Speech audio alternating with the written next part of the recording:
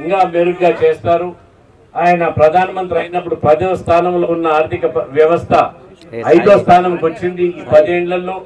ఈసారి గెలిస్తే మనం 3వ స్థానం ఆర్థిక వ్యవస్థలో 3వ స్థానంలో పోతామని తెలియజేస్తూ మీరందరూ కూడా దయచేసి చాలా సమయమైనా కూడా ఇంత ఎండలో కూడా మీరు ఇక్కడ వేచి ఉన్నారు.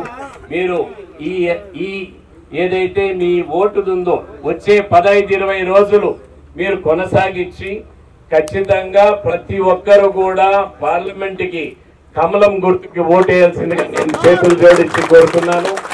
అదేవిధంగా మిత్రపక్షమైన తెలుగుదేశానికి షాజహాన్ బాషా గారికి మీరు సైకిల్ గుర్తుకి మీరు ఓటేయాల్సిందిగా కోరుతున్నాను. బీజేపీ కార్యకర్తలు, నాయకులు, ఓటర్లు, తెలుగుదేశం నాయకులు, ఓటర్లు, జనసేన నాయకులు, ఓటర్లు అందరూ కూడా చేయాలని కోరుకుంటూ ఈ ప్రధానమంత్రి గారి మీటింగ్ కి ఒక పక్క చంద్రబాబు నాయుడు గారు వస్తారు. మీ అభిమాని నటుడు మన పవన్ కళ్యాణ్ గారు కూడా తప్పకుండా రావటం జరుగుతుందని తెలియజేస్తూ సెలవు తీసుకుంటున్నాను. జై హింద్.